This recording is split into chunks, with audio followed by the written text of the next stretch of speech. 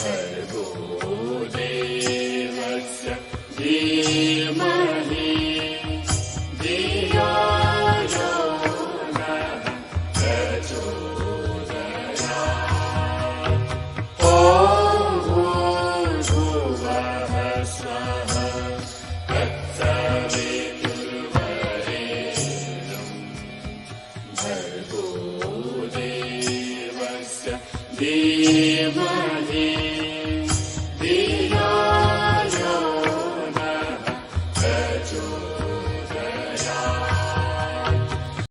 તેમાં પરમ પૂજ્ય ગુરુદેવે વ્યક્તિ નિર્માણના 4 આધારની વાત કરી છે. વ્યક્તિ નિર્માણ અર્થાત વ્યક્તિત્વનો જો વિકાસ કરવો છે તો આ 4 આધાર લેવા પડશે. કયા 4 આધાર છે? 4S: સાધના, સ્વાધ્યાય, સંયમ અને સેવા. તો આ ચારેયને જીવનમાં થોડું થોડું મહત્વ પણ આપવું પડશે જો સફળ થવું છે તો. એના વગર વ્યક્તિ નિર્માણ કરવું શક્ય નથી. તો આ 4 આધાર, 4 પાયા, એના વિશે જરીક જો આપણે 1 મિનિટમાં જોઈ લઈએ તો ઉપાસના અને સાધના. ઉપાસના એટલે શું? ભગવાન સાથે એકાકાર થઈ જવું. ઉપાસના ભગવાનની આજ્ઞા મુજબ ચાલવું, એનું નામ ઉપાસના છે. અને સાધના, સાધના અર્થાત પોતાના દોષ દુર્ગુણને જોવાનો, નિરીક્ષણ કરી અને એને દૂર કરવાનો, પોતાના ભૂલોને શોધી અને એને સુધારવાનો પ્રયત્ન કરવો, એનું નામ છે સાધના. સાધના અર્થાત પોતાના ગુણ, કર્મ અને સ્વભાવમાં પરિવર્તન કરવું. બીજું છે સ્વાધ્યાય, મનની મલિનતાને દૂર કરવા અને શ્રેષ્ઠ વિચારોને ધારણ કરવાનું કોઈ સાધન છે તો તે છે સ્વાધ્યાય.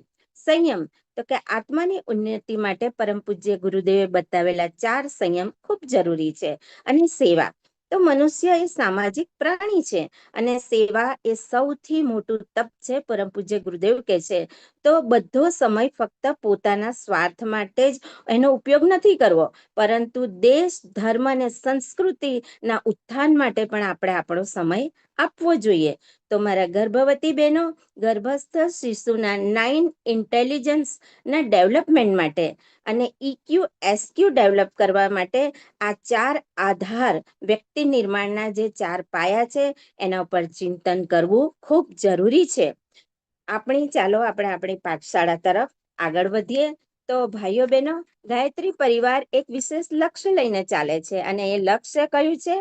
દરેક મનુષ્યમાં દેવત્વનું જાગરણ અને ધરતી પર સ્વર્ગનું અવતરણ. તો પ્રત્યેક માનવમાં દેવત્વના જાગરણ માટે શાંતિકુંજ હરિદ્વાર દ્વારા દેશ વિદેશમાં એક આંદોલન ચાલી રહ્યું છે અને એ આંદોલન છે આવો ઘડીએ સંસ્કારવાન પેઢી. આ આંદોલન અંતર્ગત ગર્ભવતી માતાઓને પ્રશિક્ષણ આપવા માટે ગુજરાતમાં દર શુક્રવાર અને શનિવારે 4 થી 5:30 નિઃશુલ્ક માતાની પાઠશાળા ચાલી રહી છે. અને વધારામાં સોમવારથી ગુરુવાર નિયમિત 4 થી 5 એક્ટિવિટી અને યોગાના ક્લાસ પણ ચાલી રહ્યા છે. તો આપ દરેક ભાઈ બહેનો, દરેક આપણા જે ગર્ભવતી બહેનો છે એમને જોઈન થવા માટે વિનંતી. આવો. તો આજની 331મી માતાની પાઠશાળામાં ફરીથી આપ સૌનું સ્વાગત, અભિવાદન છે. અને આજની 331મી માતાની પાઠશાળા પ્રસ્તુત કરે છે સુરત ઉપઝોન. આજનો વિષય કયો છે? આજનો વિષય છે કે બાળકના જીવનનો, પરિવારનો અને રાષ્ટ્રના ભવિષ્યનો આધાર કયો છે?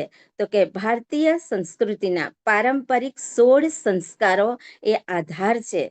તો આજની પાઠશાળામાં આ વિષય લઈને આવી રહ્યા છે આપણા જાણીતા ડોક્ટર રાજેશભાઈ શાહ. 2023માં પણ માતાની પાઠશાળામાં આપ આવી ગયા છો અને લગભગ 4 વિષય ખૂબ સરસ રીતે સમજાવ્યા હતા. તો આપશ્રીનો જો પરિચય આપું તો ટૂંકમાં પરિચય આપું તો આપશ્રીએ ગર્ભ સંસ્કાર જેવા ગહન વિષયમાં PhD કર્યું છે અને આજે પણ તમારું રિસર્ચ ચાલી રહ્યું છે. છેલ્લા લગભગ 17 વર્ષથી ગર્ભ સંસ્કારનું કન્સલ્ટિંગ કરી રહ્યા છો, જેમાં 1300 થી વધુ નિસંતાન દંપતીઓએ આપશ્રીની મુલાકાત લીધી હતી ને તેમાંથી લગભગ 900 થી વધુ દંપતીઓને ત્યાં પારણા બંધાયા છે. આપશ્રી ગુજરાત સમાચાર, ચિત્રલેખા વગેરેમાં ગર્ભ સંસ્કાર વિશેના માહિતીસભર લેખો પણ આપી રહ્યા છો. જ્ઞાતિના મેળાવડા, કોલેજો તથા યુનિવર્સિટીમાં ગર્ભ સંસ્કારના સેમિનાર પણ આપ કરાવી રહ્યા છો. આપ શ્રીએ ગર્ભ સંસ્કાર માટે લગભગ 5000થી વધુ દંપતીઓનું માર્ગદર્શન કર્યું છે દેશ વિદેશમાં. તો આવો રાજેશભાઈ, આપ શ્રીનું સ્વાગત છે 331ની માતાની પાઠશાળામાં. ખૂબ ખૂબ આભાર. અવાજ આવે છે બરાબર? હા, આવે છે. બરાબર. ચાલો બહેનો, જે લોકો લખતા હોય, જે લોકોને લખવાની ઈચ્છા હોય, એ લોકો નોટબુક લઈ લેજો. નોટબુક અને પેન. અને સૌથી પહેલા આજની તારીખ લખજો, 23/8/2025 શનિવાર. ચલો, તમારામાંથી કોણ આજની તિથિ બોલશે? આજની તિથિ કોઈને આવડતી હોય તો બોલો અથવા ચેટમાં લખો. આજની તિથિ. અમાસ લખ્યું બરાબર છે. ખાલી અમાસ નહીં ચાલે, આખી તિથિ લખો.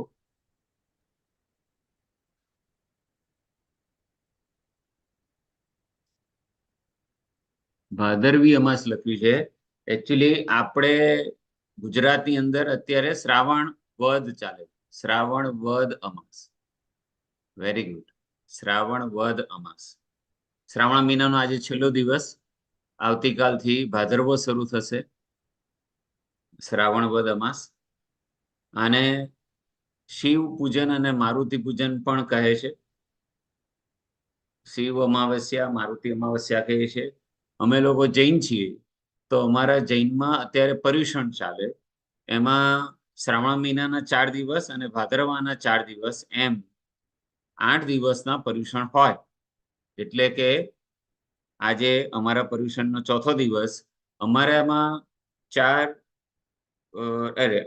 દિવસનું વાંચન ફિક્સ હોય છે. તો આજે કલ્પસૂત્રનું વાંચન શરૂ થયું અને આવતીકાલે વાંચનમાં મહાવીર સ્વામી ભગવાનનો જન્મ થયો એવું વાંચવામાં આવશે.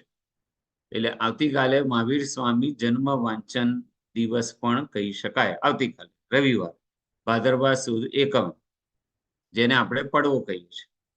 હવે તમને થશે કે હું વિષય લઈને આવ્યો છું 16 સંસ્કાર. તો 16 સંસ્કાર વિષય લઈને આવ્યો છું, એમાં તિથિનું કેમ પૂછું છું? તિથિનું મહત્વ શું છે? હવે ધ્યાનથી સાંભળો.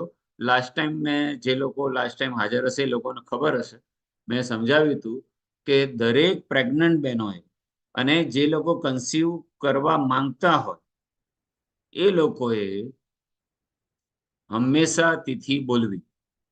તિથિ બોલવાથી બાળકને શું ફાયદો થાય? તો સૂર્ય અને ચંદ્રની સારી અસર પડે છે. બીજું, તિથિ બોલવાથી આપણા જે તહેવારો છે એ બધા તિથિ મુજબ આવે, ખાલી ઉત્તરાયણને બાદ કરતા બાકી બધા તહેવારો તિથિ મુજબ આવે છે.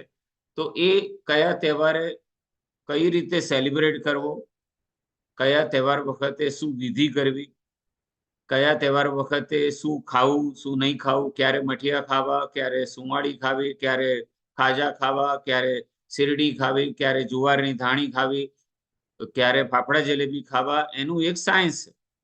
તો આ સાયન્સ બાળકને ખબર પડે. આપણી ભારતીય સંસ્કૃતિનો પ્રથમ પગથિયું એ તિથિ છે. એટલે દરેક પ્રેગ્નન્ટ બહેનોએ અથવા જે પ્રેગ્નન્સી રાખવા માંગતા હોય, પ્લાનિંગ કરી રહ્યા હોય, એ લોકોએ દરરોજ જે સવારે પંચાંગ હાથમાં લઈને તિથિ બોલવી જોઈએ.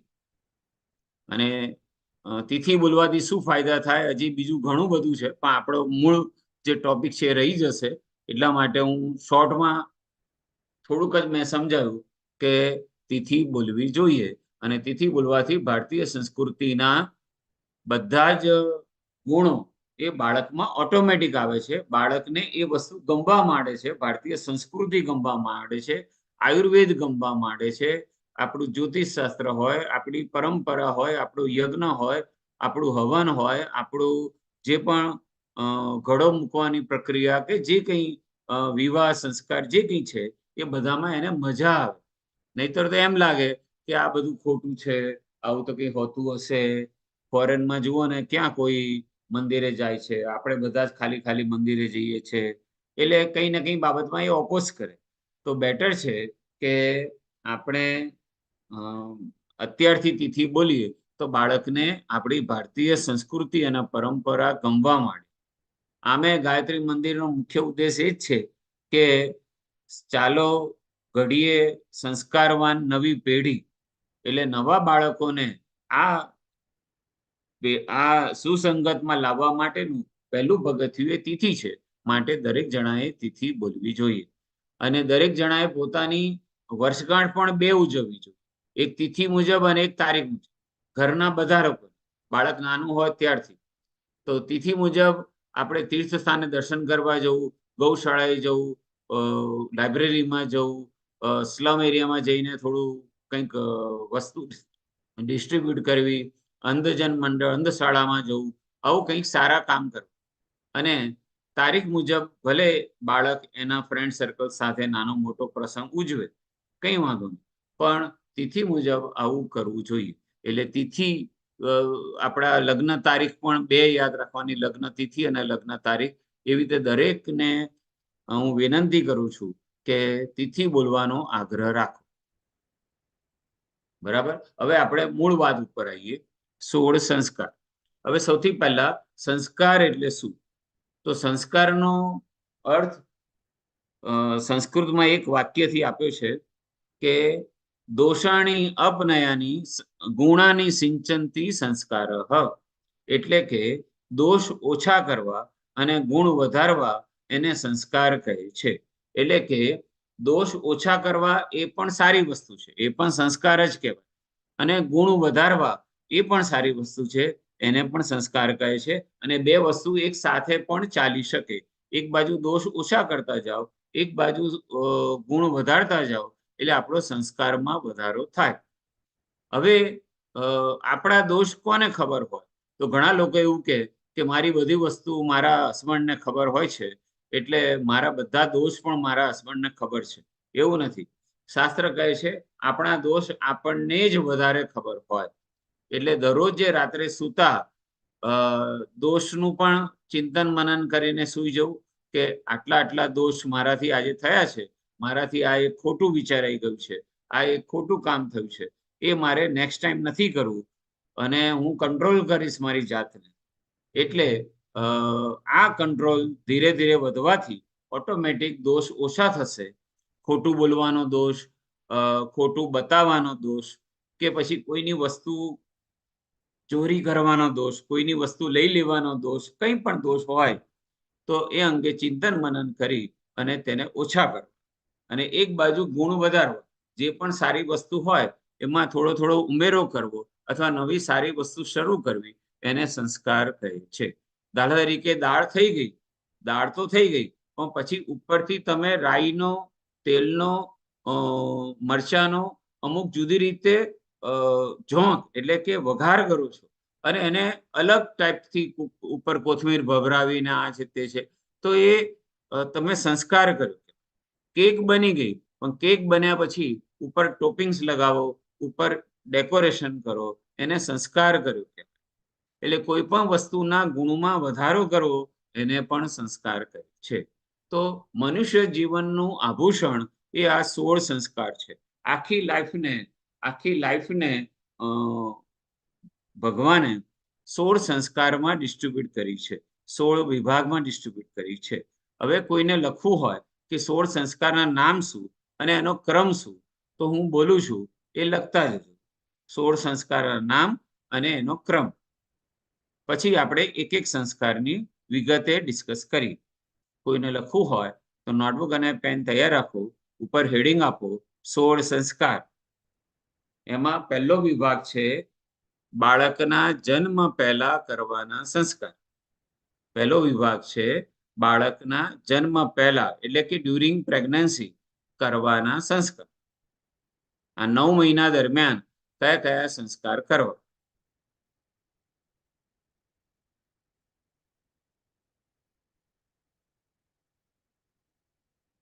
એમાં પહેલો ગર્ભાધાન સંસ્કાર, બીજો પુસંવન સંસ્કાર, પ પતંગનો પ, પુસંવન સંસ્કાર.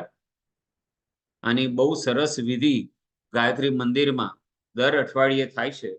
તો કોઈને વિધિ કરાવી હોય તો ગાયત્રી મંદિરમાં જઈને વિધિ કરાવજો, બહુ મજા આવશે. અને ગાયત્રી મંદિરમાં ઘણા સેવાભાવી સેવકો એ તમારા ઘરે આવીને પણ આ બધી વિધિ કરાવે છે.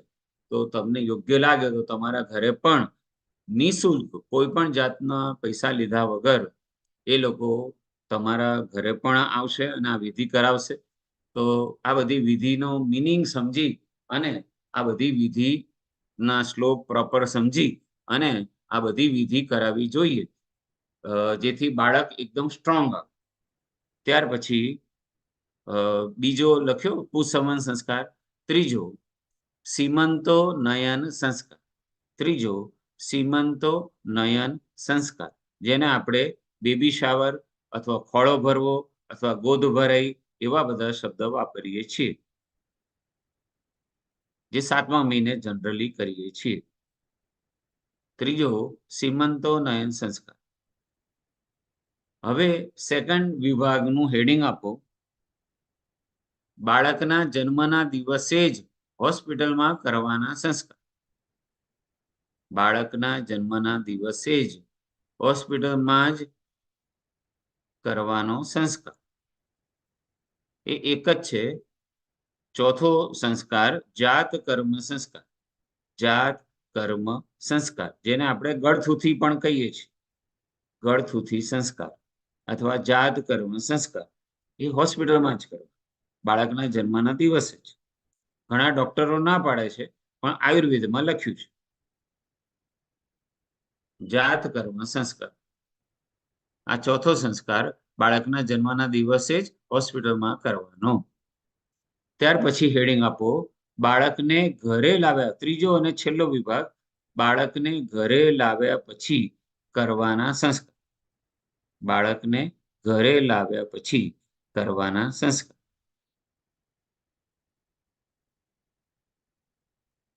હવે 5 નંબરથી શરૂ કરજો. 5 નંબરમાં લખો નામકરણ સંસ્કાર. નામકરણ સંસ્કાર.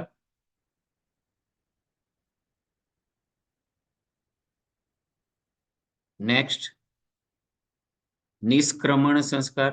નિષ્ક્રમણ સંસ્કાર. 5મો નામકરણ સંસ્કાર. 6થો નિષ્ક્રમણ સંસ્કાર.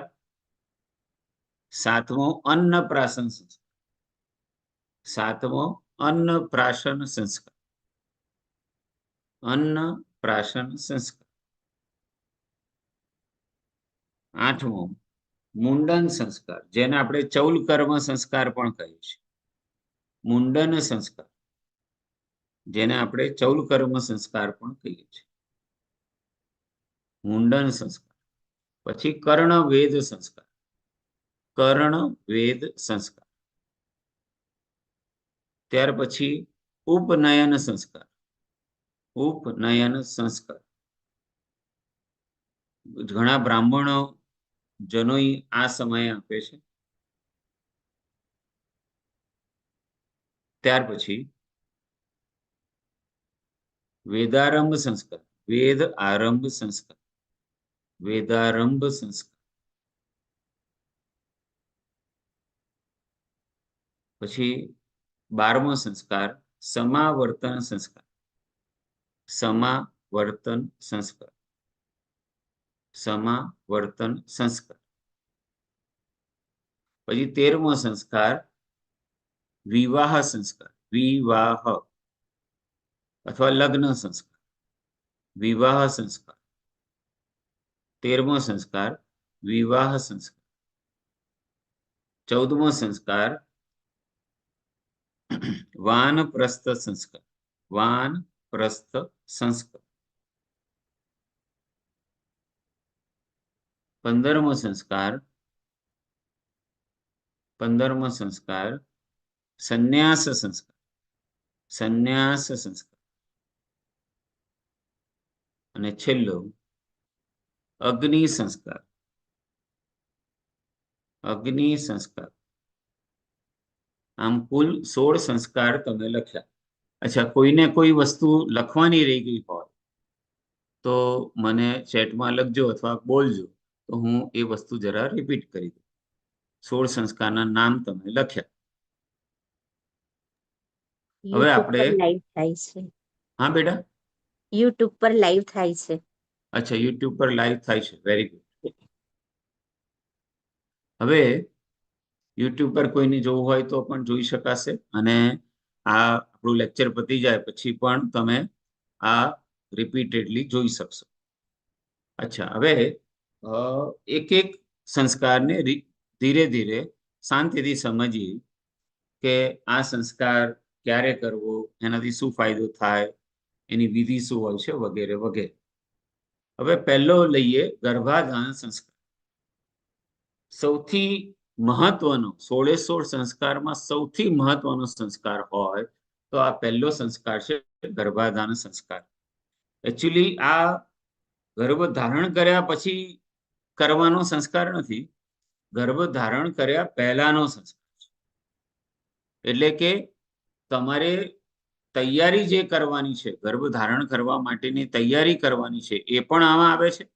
અને જે દિવસે ચ્યવન થાય, ચ્યવન એટલે ટ્રાન્સફર, હસબન્ડમાંથી વાઇફમાં જે ટ્રાન્સફર થાય, પતિદેવમાંથી પત્નીમાં જ્યારે ટ્રાન્સફર થાય, સ્પર્મ અને એગ જ્યારે મળે, પુરુષ બીજ અને સ્ત્રી બીજ જ્યારે મળે, એ દિવસ અને એની પહેલાની તૈયારી, આ બંને વસ્તુ સાંકળતો જે સંસ્કાર છે એને ગર્ભાધાન સંસ્કાર કહે છે.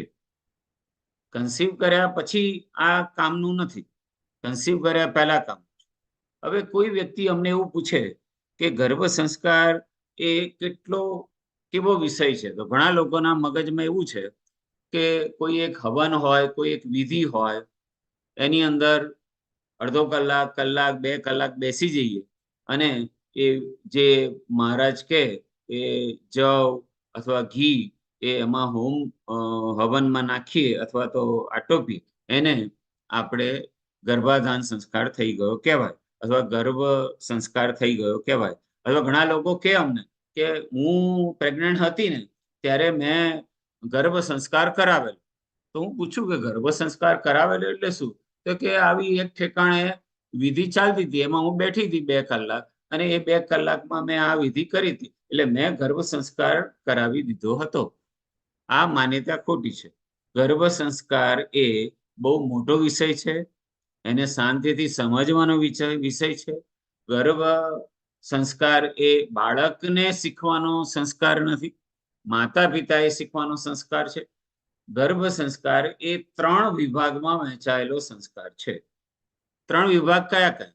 તો ગર્ભ ધારણ કરો એ પહેલા પ્લાનિંગ, પછી ડ્યુરિંગ પ્રેગ્નન્સી એટલે કે આ જે 9 મહિના છે તે, અને આફ્ટર બર્થ બાળકના જન્મ પછી. એમ 3 વિભાગમાં વહેંચાયેલો આખો સંસ્કાર એને ગર્ભ સંસ્કાર કહે છે. તો ગર્ભ સંસ્કારમાં 3 જે વિભાગ છે, પ્લાનિંગ, ડ્યુરિંગ પ્રેગ્નન્સી અને આફ્ટર બર્થ. તો કોઈ પૂછે, મને નહીં, શાસ્ત્રને કોઈ પૂછે, ચરક સંહિતા, સુશ્રુત સંહિતા, બ્રાહ્મણ પદ, ભાવ પ્રકાશ, આ બધા શાસ્ત્ર, અધિજનન શાસ્ત્ર, આ બધા શાસ્ત્રોને કોઈ પૂછે કે આ 3 વિભાગ જે તમે પાડ્યા એમાંથી મહત્વનો કયો, સૌથી વધારે ઇમ્પોર્ટન્સ કોને આપવું જોઈએ અને કેટલા ટકા? 3નું ટોટલ 100 થવું જોઈએ. તો શાસ્ત્રકારો એવું કહે છે, ઋષિ મુનિ એવું કહે છે કે પ્લાનિંગનું મહત્વ, ગર્ભ ધારણ કર્યા પહેલાનું મહત્વ એ વધારે છે. એટલે કે સમજી લો 50%, કોઈમાં 55% બી લખ્યું છે અને કોઈમાં 60% પણ લખ્યું છે, પણ ટૂંકમાં 50%થી નીચે કોઈમાં લખ્યું નથી અને 60%થી વધારે કોઈમાં લખ્યું નથી. આવું ઇમ્પોર્ટન્સ છે. હવે તમે વિચાર કરો કે 100%માંથી 50%થી 60% મહત્વ એ પ્લાનિંગનું છે. ડ્યુરિંગ પ્રેગ્નન્સી ખાલી 30%. ડ્યુરિંગ પ્રેગ્નન્સી કોઈમાં 30%, કોઈમાં 35% છે.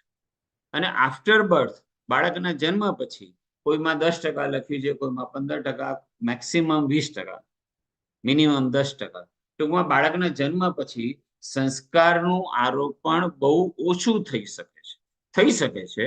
આપણે પ્રયત્ન કરવાનો, આપણે મેક્સિમમ પ્રયત્ન કરવાનો, પણ એની શક્યતા બહુ જ ઓછી થઈ જાય છે. તો સૌથી વધારે ફાયદો ક્યાં મળે? ગર્ભ ધારણ કર્યા પહેલા પુરુષ બીજ અને સ્ત્રી બીજ એટલે કે સ્પર્મ અને એગ એને પાવરફુલ બનાવવાની જે પદ્ધતિ શાસ્ત્રએ આપી છે તેનો અમલ કરવાની એ જે તૈયારી છે એ અમુક બુકમાં 12 મહિના લખી છે, અમુકમાં 9 મહિના, અમુકમાં 6 મહિના અને લાસ્ટમાં લાસ્ટ 3 મહિના. 3 મહિનાથી ઓછું એકેમાં નથી, 12 મહિનાથી વધારે એકેમાં. તો 3 મહિનાથી 12 મહિના સુધી તમારે જે યોગ્ય લાગે તે તમારે તૈયારી કરવી પહેલા. જે લોકો પ્લાનિંગ વાળા કોઈ હોય અને અત્યારે સાંભળતા હોય, અત્યારે સામે બેઠા હોય આ યુટ્યુબ ઉપર અથવા તો આપણે આ લાઈવ સાંભળતા હોય, તો એ લોકોને હું રિક્વેસ્ટ કરું છું કે તમે લોકો યંગ એવા દંપતી છો કે તમારી પાસે ભારતને વિશ્વગુરુ બનાવવાની શક્તિ રહેલી છે. તમારી પાસે સારું અને સંસ્કારી બાળક સમાજને, દેશને અને પરિવારને આપવાની શક્તિ રહેલી છે. તમારી શક્તિને તમે ઓળખો.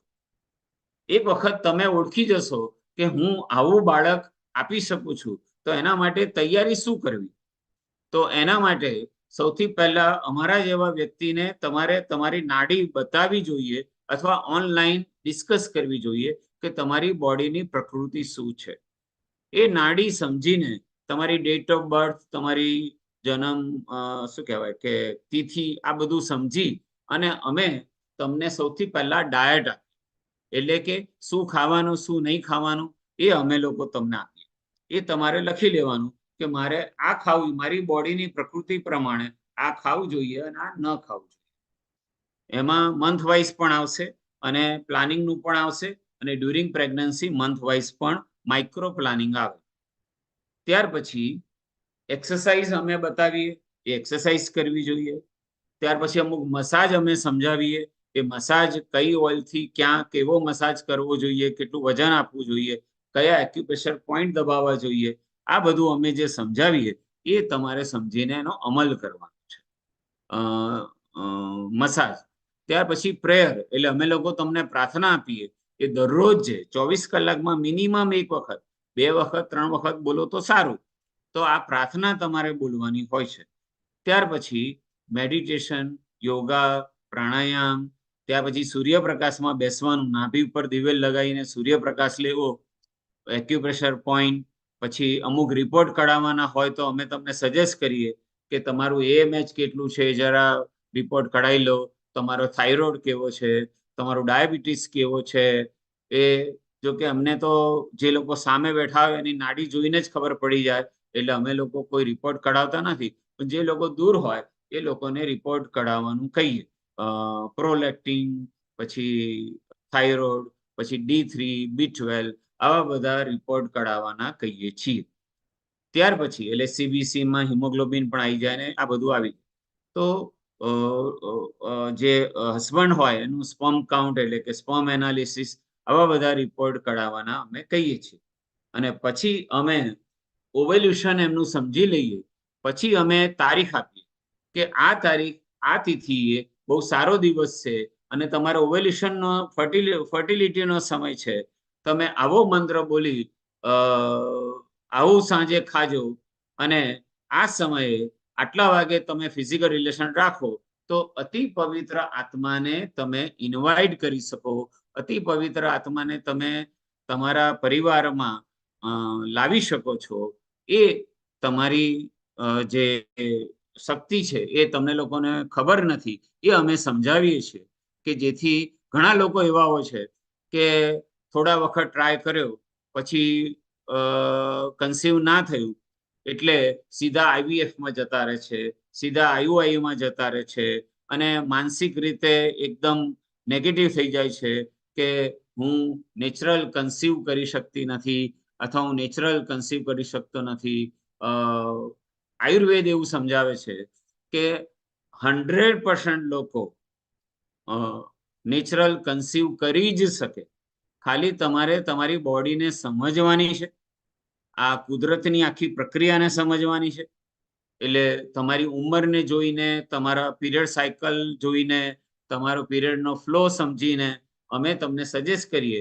એ પ્રમાણે કદાચ જડીબુટ્ટી આપવી પડે તો જડીબુટ્ટી પણ અમુક દવાઓ કે જડીબુટ્ટી આપવી પડે તો જડીબુટ્ટીમાં શતાવરી, કોંચ બીજ, અશ્વગંધા, શિલાજીત, આવી બધી ગિલોય એવી અમુક જડીબુટ્ટી આપવાની અમે સજેસ્ટ કરીએ છીએ કે તમે આ લો તો પુરુષ બીજ અને સ્ત્રી બીજ એટલે શુક્ર ધાતુ એકદમ મજબૂત બને અને આપણે હેલ્ધી બાળકને જન્મ આપી શકીએ. આપણે માત્ર બાળકને જન્મ આપવાનો નથી, બાળક તો લાવવાનું જ છે, પણ હેલ્ધી બાળક એટલે ફિઝિકલી હેલ્ધી બાળક, ઘડીએ ઘડીએ ડોક્ટર પાસે જવું ના પડે, ઇમ્યુનિટી પાવર એનો પાવરફુલ હોય, દેખાવડું હોય, વાળ એના સરસ હોય, બહુ ઊંચું ના હોય, બહુ નીચું ના હોય, બહુ જાડું ના હોય, બહુ પતલું ના હોય, દરેક વ્યક્તિને એની સાથે રમવું ગમે એવું હસમુખું સરસ બાળક આ પીક્યુમાં આવે એટલે કે ફિઝિકલ પોર્શનમાં આવે. ત્યાર પછી સ્પિરિચ્યુઅલ એટલે કે સંસ્કારી બાળક, ધર્મપ્રેમી બાળક, એને મંદિરે જવું ગમે, દેરાસરે જવું ગમે, સાધુ સાધ્વીને પગે લાગવું ગમે, એને સાત્વિક ભોજન ગમે, મા બાપને પગે લાગવું ગમે, આ સંસ્કારી બાળક કહેવાય. ત્યાર પછી ઇન્ટેલિજન્ટ, એ તો બધાને ખબર જ છે કે ભણવામાં હોશિયાર હોય, દરેકે દરેક વિષય એકાગ્રતાથી સમજે, એ રિસ્ક ઉઠાવવાનું હોય ત્યાં રિસ્ક ઉઠાવે, ક્વિક ડિસિઝન લેવાનું હોય ત્યાં ક્વિક ડિસિઝન લે, આ બધું બુદ્ધિ આંકમાં આવે. અને છેલ્લું ઇમોશનલ ઇક્યુ એટલે કે બાળક કોઈ પણ પરિસ્થિતિમાં હિંમત હારી ના જાય, બહુ રડ કરે નહીં કે આ મારા પપ્પાને આવું થઈ ગયું, મારી મમ્મીને આવું થઈ ગયું એટલે ખાલી રડ કરે એવું નહીં, એમાંથી રસ્તો કાઢે, બેલેન્સ, એને બિલકુલ લાગણી ન થાય એવું પણ ના હોય, બહુ વધારે પડતી લાગણી થાય એવું પણ ના હોય, એટલે કે લાગણીમાં બેલેન્સ વાળું બાળક લાવવું એ બહુ જરૂરી છે આજકાલ.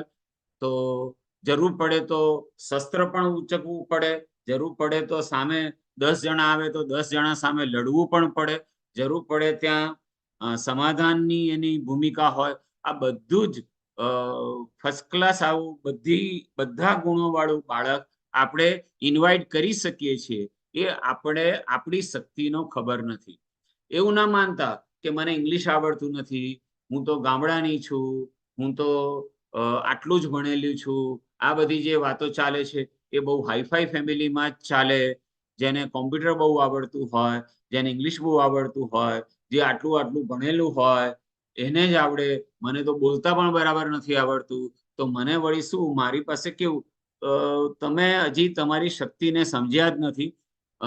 જેટલા પણ મહાન વ્યક્તિઓ થઈ ગયા એ બધા જ મહાન વ્યક્તિઓની માતાઓ ગામડાની જ હતી અને એ પણ કંઈ ખાસ ભણેલી હતી નહીં.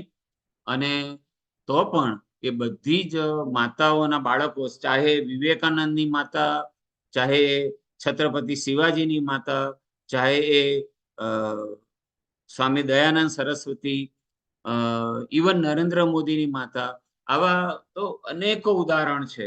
આ દરેકની માતા એ સામાન્ય માતા હતી અને તો પણ આવા વીર પુરુષોને જન્મ આપ્યો. તો એનું કારણ છે કે એનું ગર્ભ ધારણ કરતા પહેલા એમનું સ્ત્રીત્વ, એમનું જે એક જ પતિત્વનું જે આખો ભલે એનું ગૃહસ્થાશ્રમ એમને પ્રોપરલી સમજ્યા છે અને માણ્યા છે, માટે આવો સરસ બાળકને એ લોકો જન્મ આપી શક્યા છે. તો તમે પણ પ્લાનિંગથી આ બધું સમજો અને ગર્ભાશયને ચોખ્ખું કરાવો. પંચકર્મ નામની એક ક્રિયા છે જેમાં ગર્ભાશયને ચોખ્ખું કરાવાય, આંતરડાને ચોખ્ખા કરાય, શરીર ડિટોક્સ કરાવાય, એટલે આખું શરીર ચોખ્ખું કરાવાય. શરીર શુદ્ધિકરણ, મન શુદ્ધિકરણ અને બીજ શુદ્ધિકરણની એક ક્રિયા છે. એ ક્રિયા કરાવીને પછી તમે જો હસબન્ડ વાઇફ રિલેશન રાખે તો અતિ પવિત્ર આત્માને આપણે ઇન્વાઇટ કરી શકીએ. એમાં કોઈ બેમત નથી. બધી રીતનું પરફેક્ટ બાળકને આપણે ઇન્વાઇટ કરી શકીએ. આપણે સંતાન માતા પિતા પસંદ કરે છે, માતા પિતા સંતાન પસંદ કરી શકતા નથી.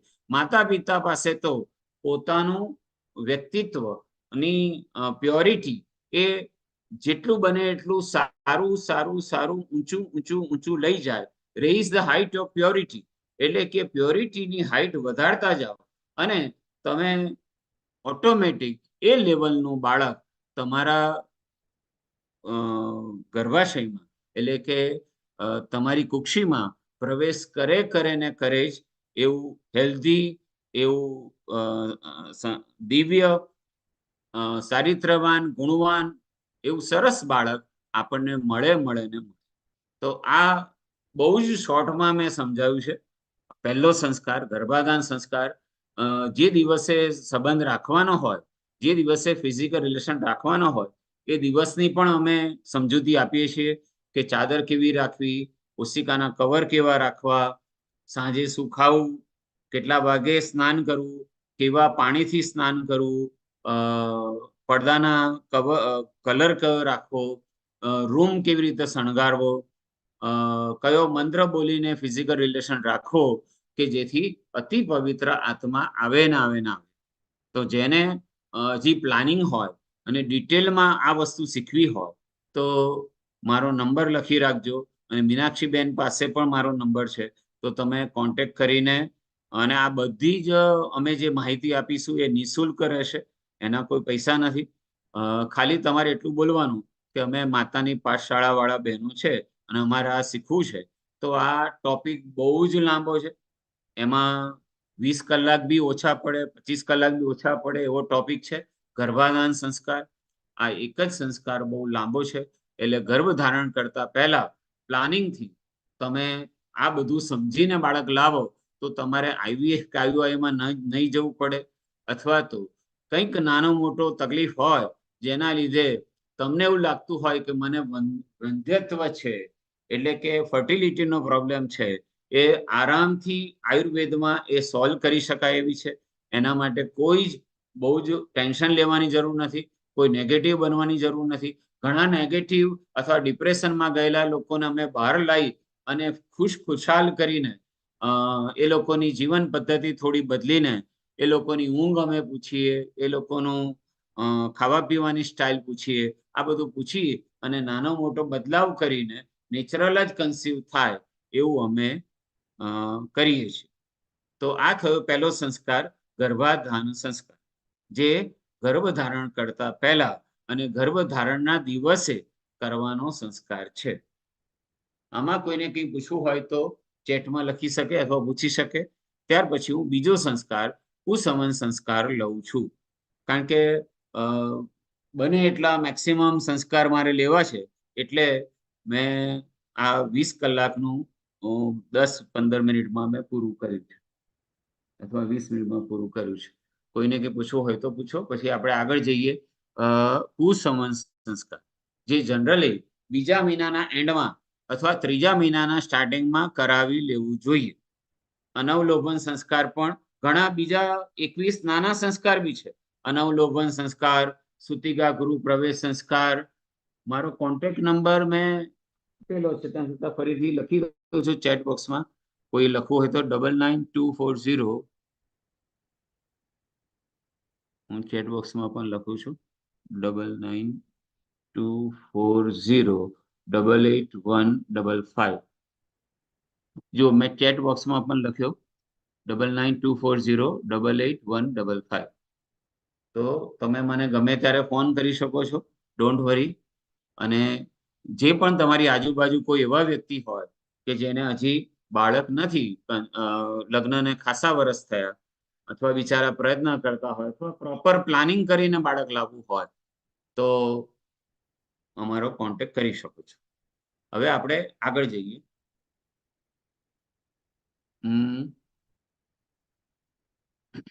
કુસમન સંસ્કાર, બીજા મેં હમણાં કીધું તેમ નાના નાના સંસ્કારો ઘણા બધા છે. દાખલા તરીકે અનવલોભન સંસ્કાર, દોહદ પૂરણ સંસ્કાર, પછી સુતિકા ગૃહ પ્રવેશ સંસ્કાર, પછી નાડી કલ્પન સંસ્કાર, સ્તન્ય સંસ્કાર, સ્નાન સંસ્કાર, પછી છઠ્ઠી પૂજન, બધા ઘણા બધા સંસ્કાર, ભૂમિ ઉપવેશન સંસ્કાર, અશ્વમેઘ સંસ્કાર, ચાલન સંસ્કાર, સૂર્ય દર્શન સંસ્કાર, ચંદ્ર દર્શન સંસ્કાર, ભૂદેવ સંસ્કાર, આવા 21 નાના નાના સંસ્કાર છે. એ પછી ક્યારેક કોઈ દિવસે મીનાક્ષીબેન જો અમને ઓપોર્ચ્યુનિટી આપશે, તક આપશે, તો તમને 21 સંસ્કારનો પણ ટોપિક ક્યારેક લઈશું. અત્યારે આપણે 16 સંસ્કારમાં જ ખાસો ટાઈમ જાય એવો છે, એટલે 16 મુખ્ય સંસ્કાર અને 21 ઉપસંસ્કાર એ દરેક પ્રેગ્નન્ટ બહેનોને અને એમના હસબન્ડને આવડવા જોઈએ. ખાલી બહેનોને નહીં, તમારા હસબન્ડને પણ આ બધું સમજાવજો. અને તમારા હસબન્ડને પણ અમે એક ટોપિક લઈએ છીએ, રોલ ઓફ ફાધર, એટલે કે તમારા હસબન્ડની જવાબદારી શું. તો એ ટોપિકમાં હસબન્ડે શું શું ધ્યાન રાખવું એ ટોપિક પણ અમે ડિટેલમાં લઈએ છીએ. એમાં આ બધું આવે છે કે તમારા હસબન્ડે આટલું આટલું આટલું શીખવું પડશે, અને ડોક્ટર જોડે બી શું ધ્યાન રાખવું, તમારું શું ધ્યાન રાખવું, સોનોગ્રાફી રિપોર્ટ કઈ રીતે વાંચવો, બીજા ડોક્ટરની સલાહ ક્યારે લેવી, આ બધું રોલ ઓફ ફાધરમાં આવે છે. એવી રીતે રોલ ઓફ સિનિયર સિટીઝન, એટલે કે ઘરના જે વડીલો હોય, તમારા સાસુ હોય, તમારા સસરા હોય, તમારા જેઠાણી હોય, તમારા મમ્મી પપ્પા, ભાભી, જે પણ હોય, એ લોકોની જવાબદારી શું છે, એ લોકોએ તમારું શું ધ્યાન રાખવાનું.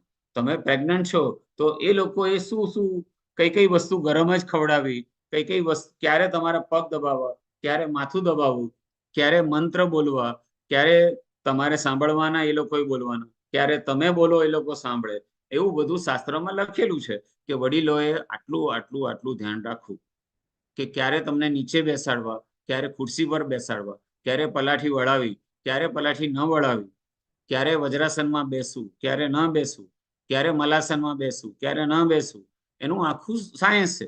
એ દરેક વડીલોએ શીખવું જોઈએ કે જેથી પ્રેગ્નન્ટ બહેનોનું આપણે આપણા કુટુંબનું ધ્યાન રાખી શકીએ અને અતિ પવિત્ર આત્મા અને ફિઝિકલી ફિટ આત્મા આપણે લઈ આવીએ, પ્રી મેચ્યોર ડિલિવરી ના થાય અને પૂરેપૂરો ગર્ભકાળ બાળક પૂરો કરે અને એવું હેલ્ધી બાળક આવે કે આખો પરિવાર, આખો દેશ ખુશખુશાલ થઈ જાય. આપણે દેશની વાત કરીએ તો એક જ મિનિટ, આપણે દેશની વાત કરીએ તો આપણે સમસ્યાઓ ઘણી બધી લખીએ છીએ કે ભ્રષ્ટાચાર વધી ગયો છે, પોલીસો આવું કરે છે, જજીસ આવું કરે છે, સરકારી બાબુઓ આ રીતે કરે છે, એ બધું બોલીએ છીએ ખરા, પણ એ દૂર કરવા માટેની તક તમને મળી છે સારો સિટીઝન સમાજને આપવા માટે. એટલે સારો નાગરિક તમારે સમાજને આપવો હોય તો આ તમને તક મળી છે.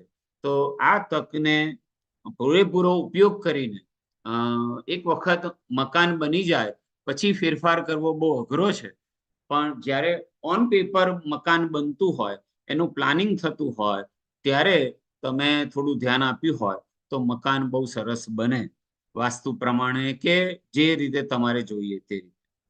તો આપણે બાળક બની જાય, બાળક બહાર આવી જાય પછી બહુ જ પ્રયત્ન કરીએ છીએ, બહુ જ પૈસા ખર્ચીએ છીએ, સારામાં સારા ટીચર રાખીએ છીએ, સારામાં સારા કોચ રાખીએ છીએ, લાવવા લઈ જવાની મહેનત મહેનત મહેનત કરીએ છીએ, બહુ જ લાખો રૂપિયા ખર્ચીએ છીએ, પરંતુ પ્લાનિંગમાં અને ડ્યુરિંગ પ્રેગ્નન્સીમાં આપણે ઓછું ધ્યાન આપીએ છીએ. હમણાં ગુરુદેવની અમૃતવાણી જે 10 મિનિટ મેં સાંભળી, એનો પણ સારાંશ એ જ હતો કે આપણે શરૂઆતથી થોડું ધ્યાન આપીએ તો આપણે ઘણું સારું બાળક આપણે સમાજને આપી શકીએ છીએ, પરિવારને આપી શકીએ છીએ, દેશને આપી શકીએ છીએ. અને સમગ્ર એવું નહીં કે ખાલી ભારત દેશ, આખું પૃથ્વીમાં રહેલા દરેક દેશો, સમગ્ર બ્રહ્માંડમાં રહેલા દરેક જીવનું કલ્યાણ થાય એવું આપણી ભાવના સાથે આપણે ફિઝિકલ રિલેશન રાખવું જોઈએ. તો આ થઈ ગર્ભાધાન સંસ્કારની વાત. હવે આપણે વાત કરીએ પુંસવન સંસ્કાર. તો એ બીજા મહિનાના એન્ડમાં અથવા ત્રીજા મહિનાના સ્ટાર્ટિંગમાં જ કરવો જોઈએ. ઘણા લોકો 5મા મહિના કરાવે છે, 6ઠ્ઠા મહિના કરાવે છે, ઘણા લોકોને યાદ મોડું આવે છે, ઘણા લોકોને ખબર મોડી પડે છે, એટલે છેક 7મા 8મા મહિનામાં પણ કરાવે છે. કરાવવો જોઈએ, કોઈ વાંધો નથી, પરંતુ સાચો સમય એ બીજા મહિનાનો એન્ડ અથવા ત્રીજા મહિનાનો સ્ટાર્ટિંગ એ આનો સાચો સમય છે. કેમ આ જ સાચો સમય છે? કારણ કે જ્યારે હાર્ટબીટની સોનોગ્રાફી થઈ જાય, જ્યારે તમને કન્ફર્મ થઈ જાય કે હવે હું પ્રેગ્નન્ટ છું, તમારો બીટા એસસીજી બ્લડ ટેસ્ટ થઈ ગયો હોય, એન્ટી સ્કેન પણ કદાચ થઈ ગયો હોય, હાર્ટબીટની સોનોગ્રાફી થઈ ગઈ હોય, હવે કન્ફર્મ છે કે તમે પ્રેગ્નન્ટ છો, તો પહેલું આપણું કર્તવ્ય હોવું જોઈએ બાળક મિસકેરેજ થાય નહીં. આ પહેલું કર્તવ્ય હોવું જોઈએ. અને મિસકેરેજ થવાના સૌથી વધારે ચાન્સીસ છે 13 અથવા 14 વીક પહેલા, એટલે કે ફર્સ્ટ ટ્રાઇમેસ્ટરમાં પહેલા 3 મહિનામાં 13 વીક સુધીમાં મિસકેરેજ થવાના ચાન્સીસ સૌથી વધારે હોય છે. કારણ કે અમુક ખારું, ખાટું, તીખું ખાવામાં આવી જવું, બહારનું ખાવામાં આવી જવું, ઝડપથી દાદરા ચડવા ઉતરવા, વધુ વજન ઉચકાઈ જવું, અથવા તમારી પ્રકૃતિ એવી હોય, ગર્ભાશય ગરમ હોય, પ્રોજેસ્ટેરોન ઓછું હોય, અથવા શરીરની ગરમી જેટલી બધી હોય કે બાળક ત્યાં રોકાતું નથી અને બાળકમાં ખોળખા પણ હોય તો કુદરત જ ઓટોમેટિક એ બહાર કાઢી નાખે, એને આપણે પ્રી મેચ્યોર ડિલિવરી અથવા મિસકેરેજ કહીએ છીએ. આવી શક્યતા બહુ જ વધારે હોય છે. માટે કુસંવન સંસ્કારની અંદર આપણે આ બાળક પૂરેપૂરો ગર્ભકાળ પૂરો કરે એવા શ્લોકો છે. અને આ બાળકની જ્યારે એનું બાળક કરવાનું થાય, એટલે કે આથી 20-25 વર્ષ પછી આ બાળકને જ્યારે એનું બાળક કરવાનું થાય ત્યારે એની શુક્ર ધાતુ એકદમ મજબૂત હોય એવા સમજૂતી આપતા આ શ્લોકો છે. માટે આ શ્લોકની વિધિ કરાવવી જોઈએ. અને બહુ ખાસ લાંબી વિધિ નથી, અમુકમાં 24 મિનિટની, અમુકમાં અડધો કલાકની, મેક્સિમમ 1 કલાકની આ બધી વિધિ હોય છે. એ વિધિ કરાવવી જોઈએ જેથી બાળક મિસકેરેજ થાય નહીં અને આ બાળકને જ્યારે એનું બાળક કરવાનું થાય ત્યારે એકદમ હેલ્ધી શુક્ર ધાતુ એની મજબૂત હોય અને એ પણ ગર્ભ સંસ્કાર શીખીને પ્લાનિંગ કરીને બાળક લાવે એવી મનોકામના સાથે કુસંવન સંસ્કાર વિધિ કરવામાં આવે છે. ઘણા ગામમાં, ઘણા સમાજમાં આવી એક ખોટી માન્યતા છે કે કુસંવન સંસ્કાર એ બેબી બોય લાવવા માટેની વિધિ છે, પુત્ર લાવવા માટેની વિધિ છે. આ માન્યતા સદંતર ખોટી છે.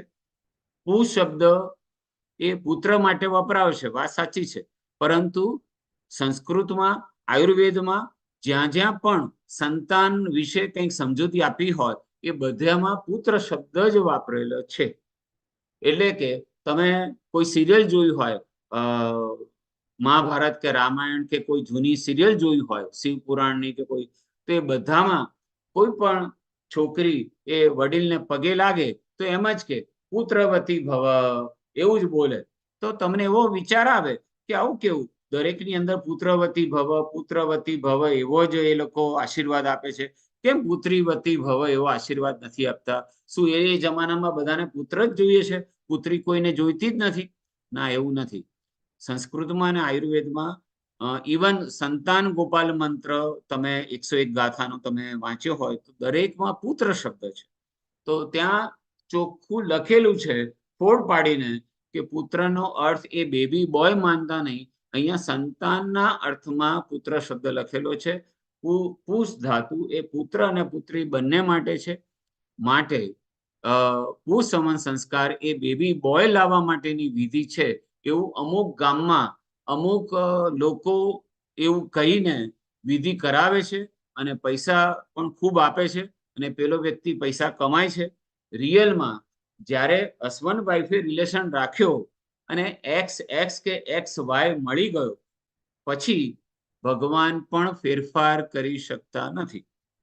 એટલે કોઈએ એવું માનવું નહીં કે થોડા વખત પછી આવું કંઈક કરાઈએ તો બેબી બોય આવે અથવા બેબી ગર્લ આવે, આવું કોઈ શાસ્ત્રમાં ઉલ્લેખ નથી. હા, એવો ઉલ્લેખ છે એક ઠેકાણે, કોઈને પ્લાનિંગથી એવું કરવું હોય કે હવે મારે બેબી બોય જ લાવવો છે, અથવા મારે એક બેબી ગર્લ છે હવે મારે બેબી બોય લાવવો છે, અથવા તો મારે બેબી બોય છે પહેલો અને હવે મારે બેબી ગર્લ લાવી છે જેથી મારો પરિવાર પૂર્ણ થાય, એવું કંઈક પ્લાનિંગ હોય તો પ્લાનિંગથી એનો ઉલ્લેખ છે શાસ્ત્રમાં કે કઈ રીતે ફિઝિકલ રિલેશન રાખો કે જેથી બેબી ગર્લ જ આવે અથવા બેબી બોય જ આવે, એનું પ્લાનિંગ થઈ શકે.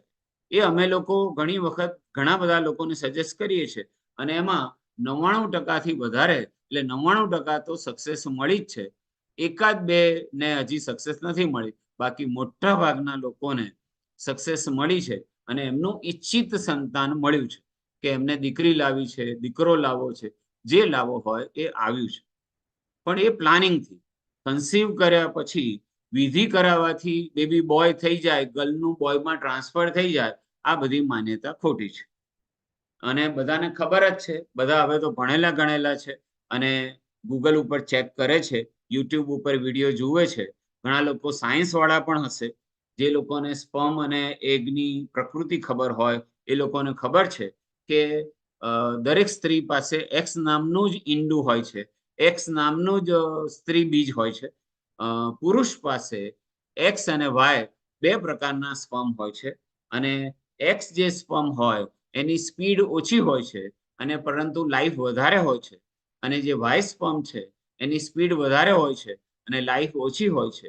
આ આખી સમજૂતીથી અમે એનું સાયન્સ સમજીને, ઓવ્યુલેશન સ્ટડી કરાવીને, પ્રોપર ટાઈમ આપીને અમે જો ફિઝિકલ રિલેશન રખાઈએ તો અમને ખબર જ છે કે આ સમયે વાય જ ત્યાં પહોંચશે, આ સમયે એક્સ જ ત્યાં પહોંચશે. એટલે અમને જે દીકરી જોઈએ છે દીકરી જ આવશે, અમને જે દીકરો જોઈએ છે એને દીકરો જ આવશે. આવું એક ગણિત છે. આ કોઈ ઇલીગલ વાત નથી કરતો, આ સિમ્પલ વસ્તુ છે, એને ખાલી સમજવાની જરૂર છે. તો આ થયો કુસંબંધ સંસ્કાર, જે મેં બહુ શોર્ટમાં સમજાવ્યો. હવે ત્રીજો સંસ્કાર લઈએ, સીમંતોનયન સંસ્કાર. કોઈને કંઈ પૂછવું હોય તો ચેટમાં લખી શકે છે, અથવા અનમ્યુટ કરીને પૂછી શકે છે, અથવા આપણું આ પાઠશાળા પૂરી થાય પછી પણ ફોન કરીને પૂછી શકે છે. હવે ત્રીજો સંસ્કાર લઈએ, સીમંતોનયન સંસ્કાર, જેને આપણે બેબી શાવર અથવા ગોદ ભરાઈ અથવા ખોળો ભરવો કહીએ છીએ. તે જે સામાન્ય રીતે 7મા મહિનાને શરૂઆતના 15 દિવસમાં કરવામાં આવે છે, પણ ઘણા લોકોના ફેમિલીમાં 8મા મહિને, 5મા મહિને, 9મા મહિને એવું અલગ અલગ છે. પણ 80% ફેમિલીમાં 7મા મહિનાના પહેલા 15 દિવસમાં આ વિધિ કરવાનો રિવાજ છે. હવે હું વિધિ સમજાવું છું.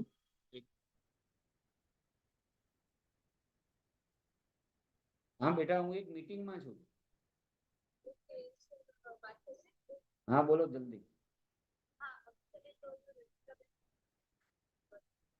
કેટલા વાગે?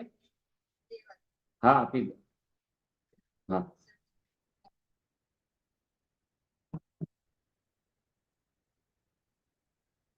હા, આપણે વાત ચાલતી હતી સીમંતોનયન સંસ્કારની. તો 7મા મહિનાના પહેલા 15 દિવસમાં આ વિધિ કરવાની હોય છે. સૌથી પહેલા તો સારો દિવસ જોડાવો. કારણ કે ઘણા લોકોને એવું હોય છે કે મારે રવિવારે જ કરાવવું છે, ને ભલે ને 14 હોય, ભલે ને અમાસ હોય, ભલે ને સૂર્યગ્રહણ હોય, ભલે ને આવું હોય, પણ મારે તો રવિવાર આવે છે ને તો મારે તો આ દિવસે બેબી શાવર કરાવી જ દેવું છે. એવું નહીં, સારો દિવસ જોડાવો. અમારા જેવા વ્યક્તિ પાસે, કોઈ સારા બ્રાહ્મણ પાસે, કોઈ સારા જાણકાર વ્યક્તિ પાસે તમારી ડેટ ઓફ બર્થ લઈ જવી, તમારું જન્મ પત્રિકા લઈ જવી, તમારા હસબન્ડની તમારી ડેટ ઓફ મેરેજ લઈ જવી, અને પછી થોડી ગણતરી કરી અને અમે તમને સારો દિવસ જોઈ આપીએ. કે બની શકે કે કદાચ એમાં રવિવાર બી સેટ થઈ શકે, પરંતુ સારો દિવસ અને સારું મુહૂર્ત પહેલા તો કઢાવવું જોઈએ. બીજું, એ દિવસે વિધિ જે સમજાવું છું એ વિધિ ભલે તમે ઘરે કરો, ભલે 5-10 જણાની હાજરીમાં કરો, પણ આ વિધિ કરવી જોઈએ. આ વિધિમાં થોડો તમારા ફેમિલીમાં હોય એ નાનો મોટો ફેરફાર કરી શકો છો, કે મારા ફેમિલીમાં આ નથી તો ના કરતા, મારા ફેમિલીમાં આ છે તો કરજો. પણ શાસ્ત્રમાં શું ઉલ્લેખ છે એ હું તમને સમજાવું છું સીમંતોનયન સંસ્કારનો. તો સૌથી પહેલા હસબન્ડે પહેલા સ્નાન કરવું, વાઇફ પહેલા, હસબન્ડે પહેલા સ્નાન કરવું, અને ભારતીય પરિધાન પરિવેશ કરવો, એટલે કે જબ્બો, ચૂડીદાર, સાફો, પાઘડી, ટોપી જે પહેરવાનું હોય એ હસબન્ડે પહેરીને તૈયાર થઈ જવું. ત્યાર પછી વાઈફે સ્નાન કરવું, અને વાઈફ સ્નાન કરીને આવે પછી ઘરના જ 5 જણા હોય તો પણ આ વિધિ ખાસ કરજો. એક, કે વાઈફની માંગમાં સિંદૂર ભરવું, વાઈફની માંગમાં સિંદૂર ભરવું. પછી વાળ ઓળવા, નીચેથી ઉપરની તરફ વાળ ઓળવા.